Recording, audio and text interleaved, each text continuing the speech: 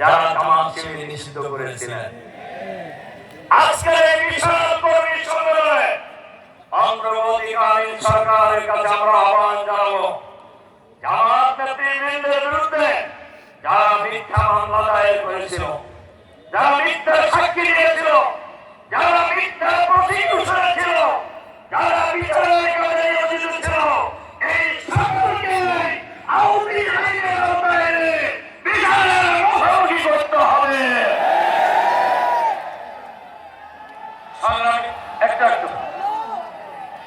আর এই ইসলাম নির্মূলের কর্মসূচি অংশ হিসাবে হেফাজতে ইসলামের শাপলা চত্বরের মিটিং এ ঘুমন্ত আলেমদের উপরে নির্বিচারে গুলি চালানো হয়েছিল।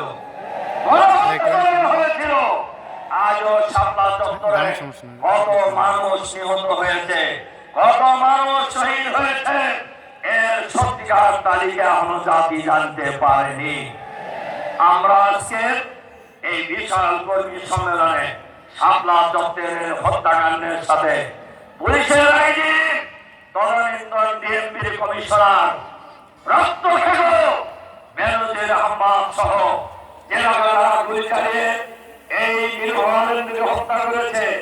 আজকের এই বিক্ষোভ, আজকের এই কর্মী সম্মেলন থেকে অন্তর্বর্তীকালীন সরকারের কাছে আমরা আহ্বান জানাবো, এই খুনিদেরকে গ্রেফতার করে বিচার করে ফাঁসিতে ঝুলিয়ে হত্যা করতে হবে। সংগ্রামী ভাই এবং বন্ধুগণ, দেশপ্রেমিক সেনা কর্মকর্তাদেরকে বিডিআরের হেডকোয়ার্টারে হত্যা করা হয়েছে।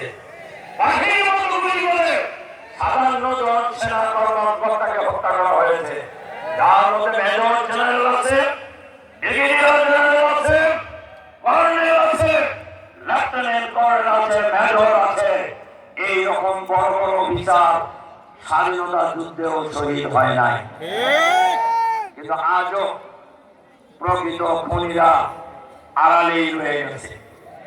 আমরা সরকারের কাছে আহ্বান জানাবো, এদের অবিলম্বে চিহ্নিত করে গ্রেফতার করে বিচারের মুখোমুখি করার জন্য।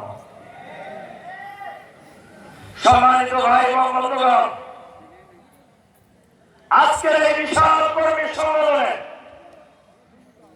আমরা পরিষ্কার ভাবে সরকারের কাছে আহ্বান জানাতে চাই, ৫ই আগস্টের পরিবর্তনের পর বিরোধী দলের ৩টা-৪টা মামলার ফাঁসির আসামিরাও ইতিমধ্যে মুক্তি পেয়ে গেছে। কিন্তু আমাদের নেতা জামাত ইসলামের তদানীন্তন ভারপ্রাপ্ত সেক্রেটারি জেনারেল, যাকে সেক্রেটারি ভারপ্রাপ্ত সেক্রেটারি জেনারেল দায়িত্ব দিয়ে গিয়েছিলেন শহীদ আমির জামাত মাওলানা মতিউর রহমান নিজামী, আজ ১৪ বছর যাবৎ তিনি কারাগারে অন্তরীণ আছে। আজকের বিশাল কর্মী সম্মেলনে আমরা অন্তর্বর্তীকালীন সরকারের প্রধান উপদেষ্টা ডক্টর মোহাম্মদ ইউনূসের দৃষ্টি আকর্ষণ করছি, আহ্বান জানাচ্ছি, এই মুহূর্তে আমাদের নেতা এটিএম আজহারুল ইসলামকে মুক্তি দিতে হবে।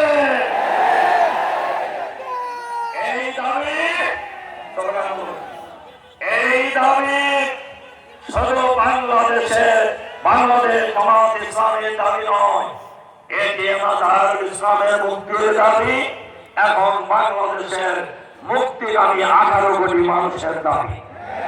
সুতরাং সরকার যদি এই দাবির প্রতি বৃদ্ধাঙ্গুলি দেখান অথবা অন্য চিন্তা করেন, আমরা ইতিমধ্যে এই কর্মসূচি দিয়েছি। আজহারুল ইসলামের মুক্তি না হলে আপনারা ক্ষমতায় থাকতে পারবেন না। আপনারা ক্ষমতায় বসেন নাই, আমরা ক্ষমতায় বসেছি। এই দেশের জনগণ আপনাদেরকে ক্ষমতায় বসিয়েছে। আজহারুল ইসলামকে জেলে রাখার এজেন্ডা ফ্যাসিবাদের এজেন্ডা, এজেন্ডা ভারতের দাবিদারি শক্তির এজেন্ডা। আপনারা কি তাদের এজেন্ডা নিয়ে আছেন? তাহলে কেন আজহারুল ইসলাম এতদিন মুক্তি পাননি? আমরা এই মুহূর্তে আজহারুল ইসলামের মুক্তি চাই। সংগ্রামী ভাই এবং বন্ধুগণ, শুধু ইসলাম নির্মূলের নামে এই দেশকে ফ্যাসিবাদী শাসন প্রতিষ্ঠার জন্যই বাংলাদেশের মানুষের মুখের ভাষা তারা কেড়ে নিয়েছে। যারা এই সরকারের বিরুদ্ধে কথা বলতেন তাদেরই গলা টুটি চেপে ধরা হতো, তাদেরকে খুন করা হতো, অথবা গুম করা হতো, অথবা গ্রেফতার করে জেলখানায় বন্দী করা হতো। তারা যে গণতন্ত্রের জন্য দেশের মানব জীবন দিয়ে স্বাধীনতা লাভ করেছে, এই গণতন্ত্রকে তারা গলা দিয়ে হত্যা করেছে। তারা অনেকেই বাংলাদেশের রাজনীতিতে কোন কোন ভদ্রলোক বলে যে আওয়ামী লীগ নির্বাচনে আসবে কিনা। আওয়ামী লীগ তো নির্বাচন ব্যবস্থায় বিশ্বাস করে না। আওয়ামী লীগ যদি নির্বাচনী ব্যবস্থায় বিশ্বাস করত তাহলে 14 সালে বাংলাদেশে ভোট হয়েছে, 18 সালে হয়েছে, 24 সালে হয়েছে, সুতরাং তো নির্বাচনী ব্যবস্থাই করে না। এখন আবার তাদের জন্য মায়া কান্না করেন কারা? আমাদের বক্তব্য পরিষ্কার, দেশবাসীর বক্তব্য পরিষ্কার। গত 15.5 বছরে আর শেষের দিকে 7 মাস 5 দিন, বিশেষ করে জুলাই বিপ্লবে 2000-এরও অধিক মানুষকে গণহত্যা করে গুলি করে হত্যা করা হয়েছে। এই গণহত্যার কারণে ইতিমধ্যেই শেখ হাসিনা সহ আওয়ামী লীগের মন্ত্রী, এমপি, সরকারের উচ্চপদস্থ কিছু দলদাস, ভারতের তাবেদার পুলিশ কর্মকর্তাদের বিরুদ্ধে গ্রেফতারি পরোয়ানা জারি হয়েছে। গণহত্যার বিচারের রায় অবিলম্বে ঘোষণা করতে হবে। শেখ হাসিনা সহ এই গণহত্যার দায়ে যারা জড়িত এদেরকে ফাঁসিতে ঝুলিয়ে হত্যা করতে হবে।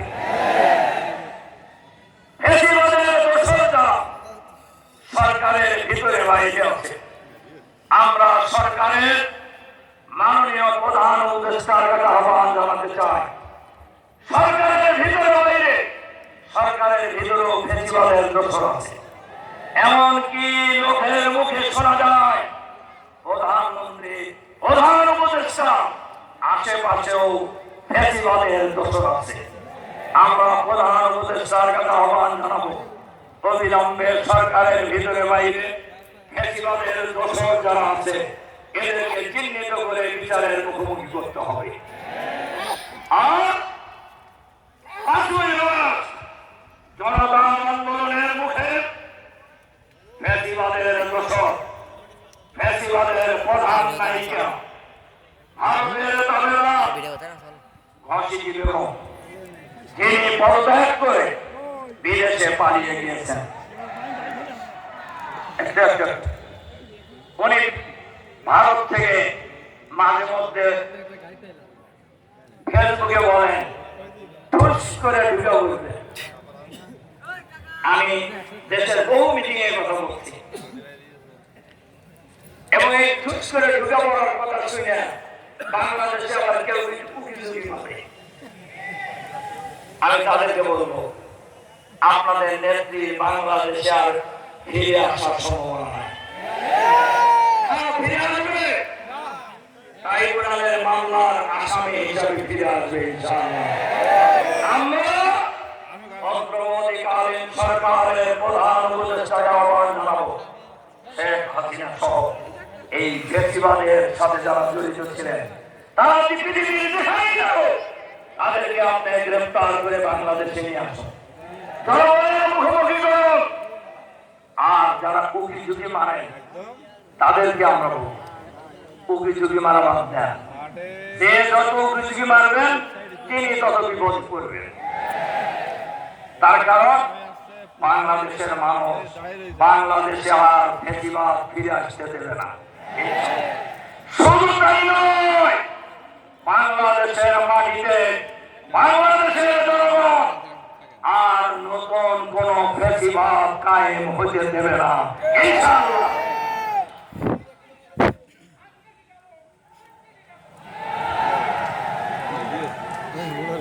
সংগ্রামী ভাই এবং বন্ধুগণ, তারা বাংলাদেশের বিচার ব্যবস্থাকে ধ্বংস করে দিয়ে গেছে। একজন অ্যাপিলেট ডিভিশনের বিচারপতি উনি বলছেন যে আমরা শপথবদ্ধ রাজনীতিবিদ। এই বাহাদুররা এখন আছে।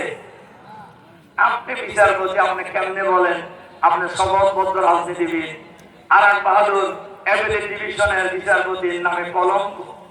উনি টকশোতে এসে বলতেন আজ সাইদ সাহেবকে ফাঁসি দিচ্ছি, আজ নিজাম সাহেবকে ফাঁসি দিচ্ছি। ওই ভদ্রলোক এখন কোথায়?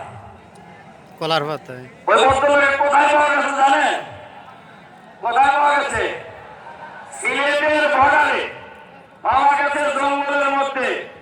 আমি বলতাম যে আপনি বিচারপতি সাহেব, আপনি জঙ্গলে গেলেন কেন? আসলে কেন গেছিল জানেন নাকি? পালানোর জন্য গেছিল। আপনি পালাইতে গেলেন কেন? এরপরে জনগণ তাকে পেয়েছে কি অবস্থায়? জঙ্গলের মধ্যে কলার কথা গাইতে শুয়ে আছে। পাবলিক সেখানে তাকে আনছে কিভাবে? গলায় গামছা লাগায়। আচ্ছা বলেন তো, গ্রামে গলায় গামছা লাগায় কাদেরকে? শুধু চোর না, ছেঁচড়া চোর। এই ছেঁচড়া চোরদেরকে মানুষ গলায় গামছা লাগায়। সম্মানিত সংগ্রামী শ্যামনগরবাসী, আপনাদের কাছে আমরা পরিষ্কার ভাবে বলতে চাই, এই যে সরকার ভোটার তালিকা করতেছে, ভোটার তালিকায় আমাদের নেতৃবৃন্দকে আমি বলব, আপনাদেরকেও আমি বলতেছি, এই ভোটার তালিকায় আমরা নির্বাচন কমিশনকে বলবো, এই যে আওয়ামী লীগের আমলে 2 কোটি ভুয়া ভোটার বানিয়েছিলেন, এই ভোটার আপনি বাদ দিবেন কিভাবে? এটা জাতির কাছে পরিষ্কার করতে হবে। এই 17 বছরে যত মানুষ বাংলাদেশে মারা গেছে, এই মৃত ব্যক্তিদেরকে ভোটার তালিকা থেকে আপনি কেমনে বাদ দিবেন? এটা ঘোষণা করে বলতে হবে। আর এই 17 বছরে যারা ভোটার হওয়ার বয়সে, অর্থাৎ 8 সালে জানুয়ারির আগে যাদের জন্ম হয়েছে, তারা সবাই ভোটার হওয়ার সুযোগ পাবে। আমরা পরিষ্কার ভাবে বলতে চাই, যেন তেন প্রকারের কোন নির্বাচন বাংলাদেশের মানুষ মানবে না।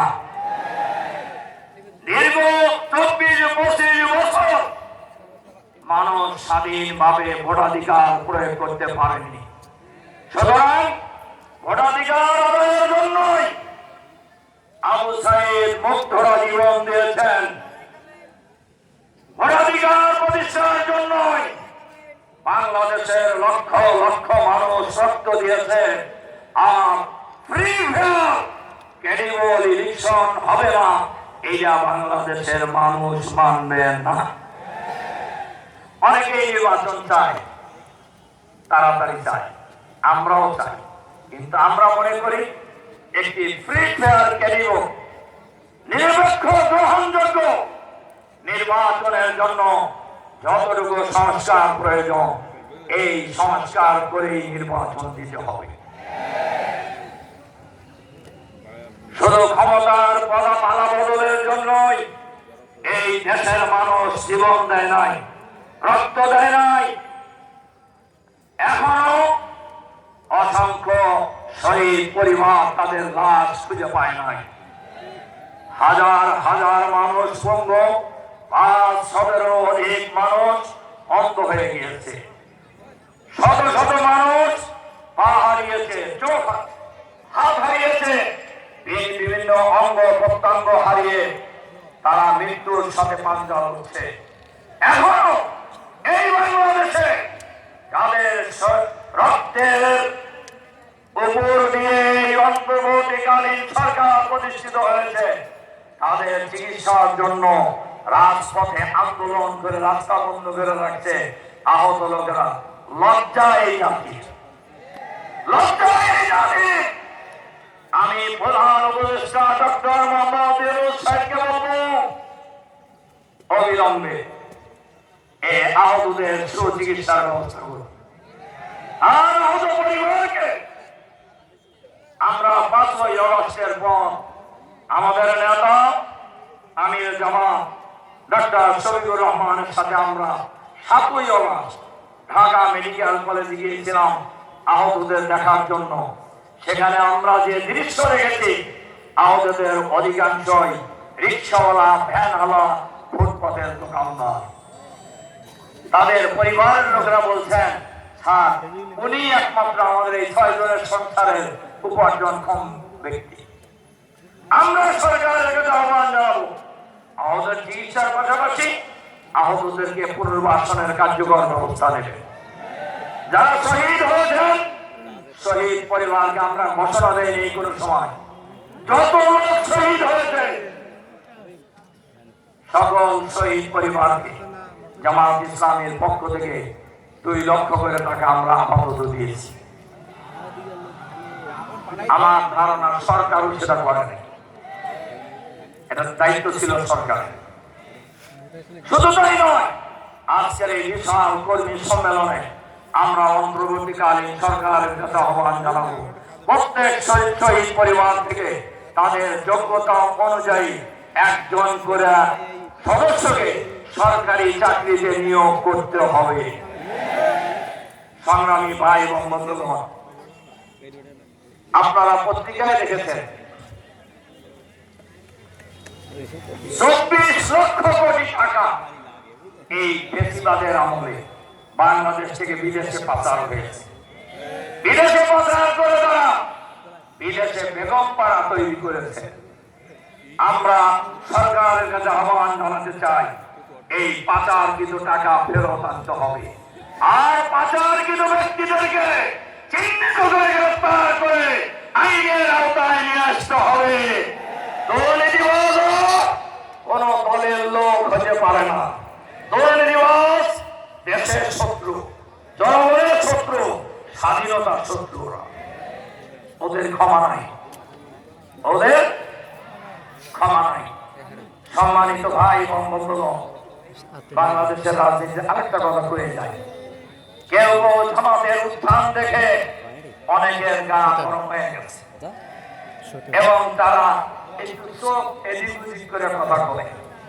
আমরা তাদেরকে পরিষ্কার বলে দিতে চাই, জামাত শিবিরের ব্যাপারে চোখ রাঙায় লাভ নাই।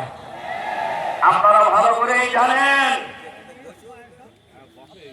যে শক্তি, যে দল ফ্যাসিবাদের দশক, ফ্যাসিবাদী শাসনকে এই দেশ থেকে বিতাড়িত করেছে, সেই দলকে চোখ রাঙায় লাভ হবে না।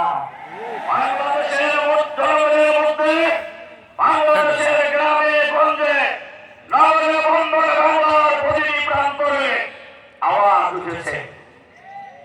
4 থেকে সচিবালয় পর্যন্ত সব পথ দেখাচ্ছে জামাত ইসলামীর বাংলাদেশ। এজন্য আজকের এই সম্মেলনে জামাতের কর্মী সমর্থকদের কাছে আমি আহ্বান জানাতে চাই, জামাত ইসলামী বাংলাদেশ বাংলাদেশে একটি সুখী, সমৃদ্ধশালী, চাঁদাবাজ মুক্ত, দুর্নীতি মুক্ত, দখলবাজ মুক্ত, আধুনিক, মানবিক, ইসলামী কল্যাণ রাষ্ট্র কায়েম করতে চায়। আর এই রাষ্ট্র কায়েমের অংশ হিসাবে এই আসনে জামাত ইসলামী ইতিমধ্যেই আগামী নির্বাচনের জন্য মনোনয়ন দিয়েছেন বীর মুক্তিযোদ্ধা গাজী নজরুল ইসলামকে। আপনাদের নেতা, আগেও আপনারা তাকে নির্বাচিত করেছেন। আমরা বিশ্বাস করি এবার আপনারা বিপুল ভোটে তাকে নির্বাচিত করবেন ইনশাআল্লাহ। এর সাথে সাথে আরেকটি আহ্বান জানিয়ে আমার কথা শেষ করতে চাই, জামাতকে যদি বাংলাদেশের মানুষ রাষ্ট্র পরিচালনার দায়িত্ব দেয়, আমরা দেশের শাসক হব, আমরা রাজা হব না, আমরা জনগণকে প্রজা বানাবো না, আমরা জাতির সেবক হব ইনশাআল্লাহ। জামাত যদি ক্ষমতায় যায় তাহলে বাংলাদেশে বেকার থাকবে না। আগামী 5 বছরের মধ্যে বাংলাদেশ স্বয়ং সম্পূর্ণ রাষ্ট্র হিসাবে পৃথিবীর ইতিহাসে মাথা উঁচু করে দাঁড়াবে ইনশাআল্লাহ। জামাত যদি ইসলামী রাষ্ট্র যদি হয়ে যায়, আমরা 18 কোটি মানুষের 36 কোটি হাতকে আমরা কর্মে পরিণত করবো ইনশাআল্লাহ, শক্তিতে পরিণত করবো ইনশাআল্লাহ। জামাত ইসলামী রাষ্ট্র যদি হয়ে যায়, নারীরা সবচেয়ে লাভবান হবে, মহিলারা লাভবান হবে, অমুসলিমরা লাভবান হবে। মুসলমান নাগরিক যেমন তার নাগরিক অধিকার পাবে, একজন অমুসলিম নাগরিক তার অধিকার পাবে। একজন মুসলমান যেমন তার ধর্মীয় অধিকার পাবে, একজন অমুসলিম সেই ধর্মীয় অধিকার পাবে। কাজেই এরকম একটি রাষ্ট্র ব্যবস্থা বাংলাদেশে কায়েম হোক, এটা চান কারা? হাত তোলেন দেখলাম। সুতরাং আসুন আমরা দল, মত, জাতি, বর্ণ, ধর্ম নির্বিশেষে সকলেই ঐক্যবদ্ধ হবে এই দেশকে আগামী দিনে সুন্দর কল্যাণের দেশ হবে আমরা করে বলবো ইনশাআল্লাহ। সেই মহান আন্দোলনে শ্যামনগরবাসী ঐতিহাসিক ভূমিকা পালন করবেন, সেই প্রত্যাশা রেখে আপনাদের প্রতি আন্তরিক সালাম এবং মোবারকবাদ জানিয়ে আমার বক্তব্য এখানে শেষ করছি। আল্লাহ হাফেজ। বাংলাদেশ জিন্দাবাদ।